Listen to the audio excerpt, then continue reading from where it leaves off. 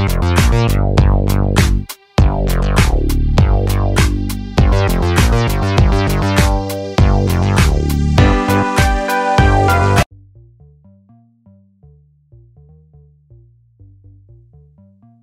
family, it is your boy Optimus Sniper. Bienvenue une fois de plus dans une nouvelle vidéo portant aujourd'hui sur quand trader le Forex. Selon vous, quand trader le Forex? Quel est le meilleur moment pour trader le Forex? Quel est le meilleur moment pour rester à l'écart du Forex? Ok, maintenant que vous savez qui participe dans le marché du Forex, comme on a vu dans les leçons précédentes, il est temps de savoir quand trader le Forex. Parce que ici sur le Forex, on travaille de manière professionnelle, de manière précise. On ne se lève pas juste comme ça et on va appuyer sur buy ou sell. Non, ça c'est le travail d'un débutant. Mais lorsque vous allez tirer vers le professionnalisme, vous allez comprendre que tout est circonscrit dans un ensemble de règles bien détaillées. Ok. Les sessions de trading. Pour savoir quand trader le Forex, il faut bien qu'on parle des sessions de trading. Des sessions de trading.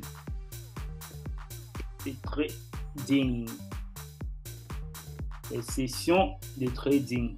Il faut bien qu'on parle de ça parce que c'est ces sessions qui vont vous donner les détails sur quand vous allez trader le Forex en fonction des paires de devises que vous allez trader particulièrement. D'accord? Ok. Maintenant que vous savez ce que c'est le Forex, comme je viens de vous dire, pourquoi le trader doit être capable de pouvoir trader aux heures précises? Il est temps que vous sachiez quand vous pouvez trader. Il est temps de vous enseigner les différents types de sessions dans le trading Forex. Il est vrai que le marché des changes est ouvert 24 heures sur 24, c'est-à-dire toute la journée, mais cela ne veut pas dire qu'il est toujours actif de trader toute la journée. Il est nécessaire d'être actif toute la journée. Ce n'est pas ce que ça veut dire. Vous pouvez gagner de l'argent à la hausse comme à la baisse, vous savez déjà ça. Mais vous aurez beaucoup de mal à gagner de l'argent lorsque le marché ne bouge pas du tout. Ça, ce n'est que logique. Le trader a besoin de volatilité dans le marché. Pour que vous puissiez faire de l'argent, il faut qu'il y ait de la volatilité. Et ce n'est pas à toute heure de la journée qu'il y a de la volatilité. Donc, c'est important pour vous de savoir quand est-ce qu'il y a de la volatilité pour pouvoir profiter de la hausse ou de la baisse du marché. C'est ça, non? Ok. Croyez-moi, il y aura des moments où le marché sera très immobile. Si vous ne savez pas quand trader, il y a les heures où le marché est très calme. Pour un débutant, c'est calme comme un débutant qui a mis un lot 10 par exemple dans son compte réel. Imaginez-vous un débutant qui a mis un lot 10 dans son compte réel. Il est perturbé, vous voyez. Le marché sera aussi perturbé en ce moment-là. Rien ne va se passer. Ça sera très calme. Ok, donc dans ce cours, je vais vous expliquer et je vais vous aider à déterminer les meilleurs moments pour trader le Forex. Ok, on va parler des horaires du Forex. Les horaires du Forex. Horaires du Forex. Les heures importantes du Forex, on va parler de ça. On a déjà couvert pratiquement, je pense, ces 15 vidéos, ces 12 vidéos, un truc de ce genre. J'espère que chacun d'entre vous a déjà eu à lire toutes ces vidéos-là.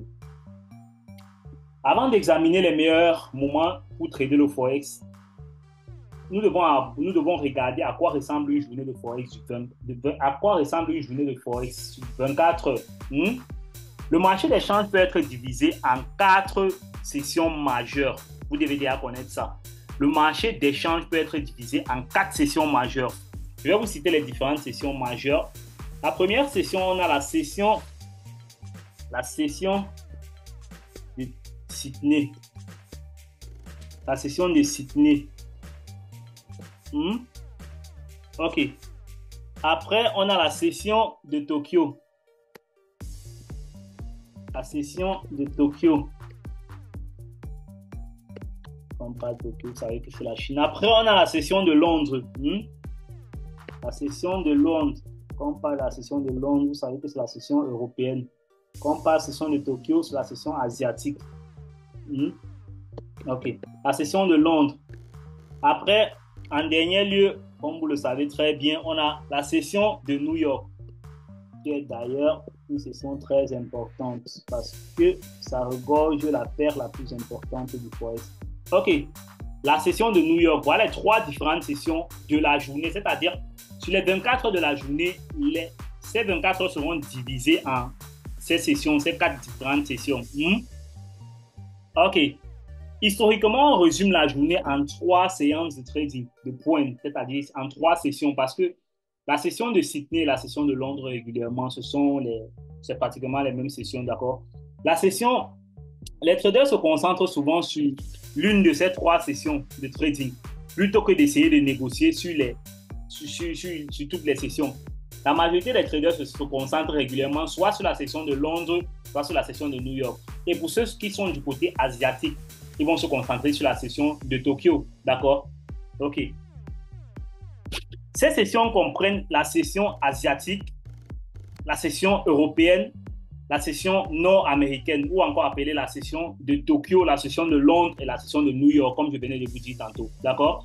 On a 3 différentes sessions majeures, la session de Tokyo, la session de New York et la session de Londres, ou encore appelée la session asiatique, la session de Tokyo, la session européenne qui est la session de Londres et la session nord-américaine qui est la session de New York. Certains traders préfèrent différencier les sessions par les noms des continents, d'autres préfèrent utiliser les noms des villes, donc ça ne vous dérange pas. La ligne de date intermédiaire est un endroit où le jour calendaire commence, où le jour calendaire commence. La Nouvelle-Zélande étant le centre financier majeur des marchés, les marchés d'échange ouvrent le lundi matin, alors qu'il est encore dimanche dans la plupart des pays du monde. Vous comprenez, juste un petit décalage horaire. Mais si les échanges commencent à la Nouvelle-Zélande, cela ne s'appelle pas toujours la session de Sydney. D'accord. Cela n'a aucun sens, mais ce n'est pas moi qui fixe les règles de trading. Vous devez comprendre les règles telles qu'elles ont été régies. OK. Jusqu'à vendredi, il n'y a pas de moment pendant la semaine où le marché ferme officiellement. Bien qu'il y a une brève baisse de liquidité entre la session de Tokyo, en fait, pour ceux qui sont dans les pays africains ou dans les pays européens, il y a une baisse de volatilité dans ces sessions régulièrement je pense à pratiquement 22h minuit au Cameroun. Depuis le Cameroun, là, le marché est comme si c'est fermé, mais ce n'est pas fermé parce qu'il n'y a plus pratiquement de liquidité. Ça attend l'ouverture juste d'une nouvelle journée. OK. Pourquoi ceci? Parce que la majorité des traders dans le monde, en fait, sont déjà chez eux. Ils ne sont plus dans les plateformes financières. OK. Ce que vous devez déjà comprendre, c'est quoi? Que je peux déjà vous résumer. C'est que les heures d'ouverture des sessions ou les heures des sessions, ce sont les heures d'ouverture des banques dans les différents pays, d'accord? C'est-à-dire 8h, 7h. Voilà l'heure d'ouverture officielle régulièrement des banques dans tous les pays du monde. Il faut que les places financières soient ouvertes pour qu'il y ait de la liquidité dans le marché. Parce que qu'est-ce qu'on appelle la liquidité? Ce sont les transactions qu'on échange sur le marché, non? OK. En dehors des week-ends, il n'y a que 2 jours fériés lorsque l'ensemble du marché... Et il n'y a que 2 jours fériés dans tout le calendrier de l'année que l'ensemble du marché peut être fermé. C'est-à-dire le jour de Noël et le jour de Nouvelle Année. Voilà les 2 jours où le marché peut être fermé. En dehors de ces 2 jours, le marché n'est jamais fermé. D'accord? Sauf le week-end. C'est ouvert 5 jours sur 7. En dehors de ces 2 jours qui peuvent tomber les jours de la semaine, ce n'est que ces jours que le marché va être fermé. OK. Vous trouvez ci-dessous, je peux vous montrer ici les différentes heures d'ouverture. Regardez déjà, je vais venir là sur Forex Market, sur Forex Time Converter, vous voyez. Vous pouvez faire ça pour chacun d'entre vous, de n'importe quel pays que vous soyez. Tapez sur votre navigateur Forex Time Converter, essayez de paramétrer ici. Là, maintenant, actuellement, je suis au Cameroun, à Douala, d'accord? J'ai paramétré Africa Douala, vous voyez. Les différentes heures d'ouverture ici, Frankfurt, la session de Londres ouvre à 9h, Frankfurt ouvre à 8h, ça ferme à 17h ici, London ferme à 17h, Frankfurt ferme à 16h. Vous voyez actuellement, il est 14h39 ici. Là, la session de New York vient actuellement d'ouvrir parce que ça a ouvert à 14h et ça va fermer tout à l'heure à 22h. D'accord? La session de Sydney ouvre ici à 10h, à 22h et ça ferme à 6h. La session de Tokyo ouvre à minuit, ça ferme à 8h. Vous voyez, en fonction de vos heures que vous allez mettre ici, là, on va vous donner les heures d'ouverture et de fermeture de chaque session. Donc, vous n'avez besoin de rien d'autre à part ça. Vous pouvez juste regarder ça et en sachant déjà 16 heures, vous allez vous concentrer sur 16 heures pour trader en fonction des paires de devises que vous tradez, d'accord? Ok, il n'y a rien de difficile là-dedans. On peut revenir ici dans notre tableau. Ok, on peut revenir là dans notre tableau. Ok. Mais régulièrement, le temps d'été, le temps de l'heure d'été, vous devez savoir que les heures d'ouverture et de fermeture varieront également au cours des mois d'octobre, novembre et de mars. Octobre, novembre, mars, avril.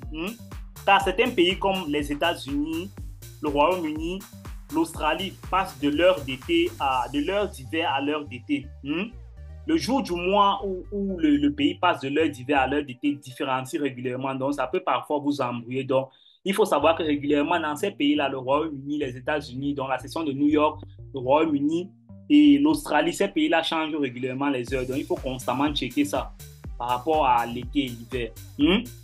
Au Japon, il n'y a pas d'heure d'été, donc l'heure reste intacte. OK. Le chevauchement, ça, ce sont les trucs que vous devez savoir absolument. Chevauchement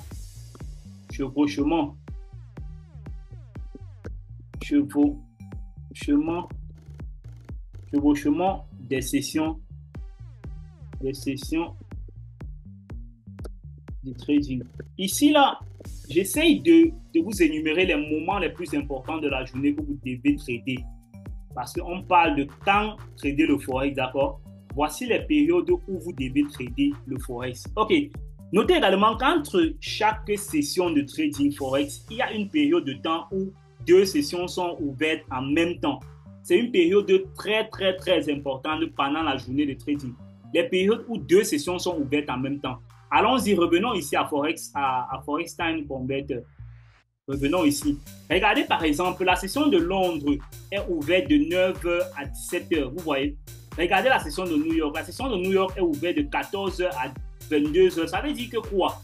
14h ici, 9h, 17h. À 14h ici, la session de New York chevauche va ouvrir pendant que la session de Londres est aussi ouverte de 14h à 17h ici. Donc, il y aura 3 heures de temps où les deux sessions vont se chevaucher. Quand on parle de chevauchement de session, ça veut dire une période de temps où deux sessions sont ouvertes au même moment, d'accord? Pendant cette période de temps-là, il y aura énormément de volatilité sur le marché. Ceci pourquoi? Parce qu'on a les traders des États-Unis, les traders de l'Europe qui sont ensemble dans le marché financier en train de placer les ordres. C'est logique, non? Ce n'est que logique. Pendant ce moment-là, on a les traders de deux continents qui sont en train de travailler en même temps. Donc, il y aura beaucoup de volatilité. C'est ça une bonne heure pour pouvoir trader le marché. D'accord? On a aussi la session de Tokyo. La session de Tokyo qui se chevauche avec la session de Francfort, si je peux dire ça. Non, c'est 8h minuit. Ouais. Bon, la session la plus importante dans le chevauchement pour moi, c'est London et New York. Voilà la session que je peux trader le chevauchement, d'accord? C'est une session très, très, très importante. Lorsque les 3 heures là, c'est-à-dire de 14h à 17h, c'est une session un moment très important. OK. Naturellement, ces périodes sont les meilleurs moments pour trader car il y a de la volatilité dans le marché. Parce que plusieurs plateformes financières sont ouvertes en même temps. Ce qui fait que les différents traders des différents continents sont en train d'exécuter les ordres au même moment. OK. Maintenant, qu'est-ce qu'on peut faire encore ici? Essayons examinons maintenant le mouvement moyen en pipe des différentes paires de devises au cours de chaque session de trading. C'est ce qu'on va essayer de faire ici. Le mouvement moyen.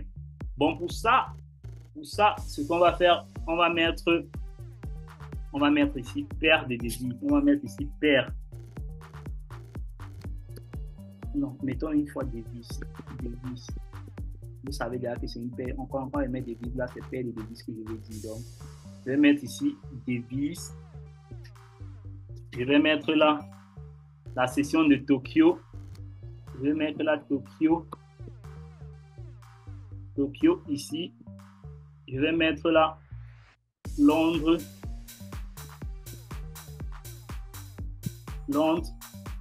Là, c'est aligné normalement parce que régulièrement, la journée ouvre avec la session de Tokyo. Ensuite, la session de Londres et enfin la session de New York. D'accord? J'espère que vous comprenez très bien de quoi on est en train de parler. OK. Là, on essaye de voir la volatilité des différentes paires de devises en fonction des sessions. D'accord? En fonction de ça, vous allez comprendre quelles sont les sessions qui sont bonnes à trader. On va reculer ça un peu comme ça. OK.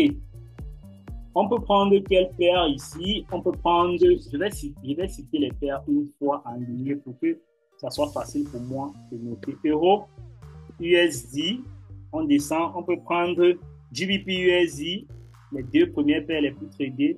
GBP USD, on descend, on peut prendre USD GPY, USD GPY. On peut prendre AUD USD, AUD USD. On peut prendre NZD USD, NZD USD. On peut prendre USD 4. On va prendre les paires les plus tradées. On va pas prendre toutes les paires du Forex. USD 4. On peut prendre USD CHF. On peut prendre Euro GPY. On peut prendre GBP GPY, GBP GPY. On peut prendre AUD GPY, AUD GPY. On va voir la variation de chaque paire de devises ici en fonction des sessions. Euro GBP. On peut prendre Euro GBP. On peut prendre Euro CHF. Euro CHF. D'accord? OK. On va prendre ces différentes paires de devises-ci. On va mettre là comme ça. Pendant la session de Londres, on va équivaler ça. Ça veut dire les nombres de pips que je vais mettre ici, là, ça sera en ordre en fonction des paires de devises. Pour la session de Tokyo, la paire Euro-USD, on a régulièrement, on prend 76 pips. 76 pips. Quand je parle ici, là, ça en pipe. Pour la paire GBP-USD, on a 92 pips. 92 pips. Pour la paire USD-GPY, je vais mettre S ici. Pour la paire, 92 pips, ouais.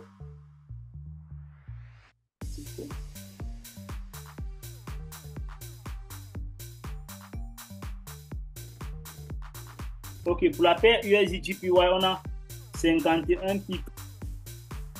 Pour la paire AUD USD, on a 77 pips. 77 pips. Pour la paire NZD USD, on a 62 pips. Amplitude de variation. Pour la paire USD 4, on a 57 pips. 57 pips. Pour la paire USD CHF, on a 67 pips. Variation pendant Tokyo. Pour la paire Euro GPY, on a 102 pips. Ça non. Pour la paire GBP GPY, on a 118 pips. Pour la paire AUD GPY, on a 98 pips. Pour la paire Euro GBP, on a 78 pips. C'est ça, non? Pour la paire Euro CHF, enfin, on a 79 pips. OK. On va aligner ça ici, comme ça. OK. On aligne ça là, comme ça. On va mettre ça en vert. OK. Pour la session de Londres, la variation des paires de devises pendant la session de Londres, pour la paire Euro-USD, on a 114 pips. 114 pips. Pour la paire GBP-USD, on a 127 pips. Pour la paire USD-GPY, on a 66 pips. Oui, 66 pips. Pour la paire AUD USD, on a 83 pips. Pour la paire NZD USD, on a 72 pips. Ça, c'est l'amplitude de variation des paires de devises pour les différentes sessions. Pour la paire USD 4, on a 96 pips. 96 pips. Pour la paire USD CHF, on a 102 pips. Je tiens à vous donner ça pour que vous puissiez voir. Vous allez vous-même faire les comparaisons. Pour la paire Euro GPY, on a 129 pips. Ça, c'est l'amplitude de variation moyenne, c'est-à-dire évaluée pendant une période de temps. Ça ne sera pas toujours statique. Pour la paire GBP-GPY, on a 151 pips. Ça, c'est pendant une période. Donc, ne prenez pas ça de façon statique. C'est un tableau comparatif, d'accord? 107 pips. Pour la paire on a 61 pips. Et pour la paire Euro-CHF, enfin, on a 109 pips. Une étude comparative pendant une période de temps. Je ne vais pas prendre ça comme une étude fixe, d'accord? Ok. Maintenant, pendant la session de New York, enfin, pour la paire Euro-USD, on a 92 pips. On a 92 pips. Pour la paire GBP-USD, on a 99 pips. Pour la paire USD-JPY, on a 59 pips.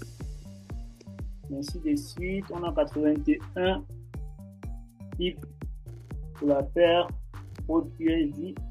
Ensuite, pour la paire NZD-USD, on a 70 pips. Pour la paire USD-CHF, on a 96 pips. Pour la paire USD-CHF, on a 83 pips. Pour la paire Euro-JPY, on a 107 pips. Amplitude de variation pendant la session de New York, d'accord? Ok. Pour la paire GBP-JPY, on a 132 pips. 132 pips. Pour la paire AUD-JPY, on a 103 pips. 103 pips. Pour la paire Euro-GBP, on a 47 pips. 47 pips. Et pour la paire Euro-CHF, enfin, on a 84 pips. D'accord? Ok.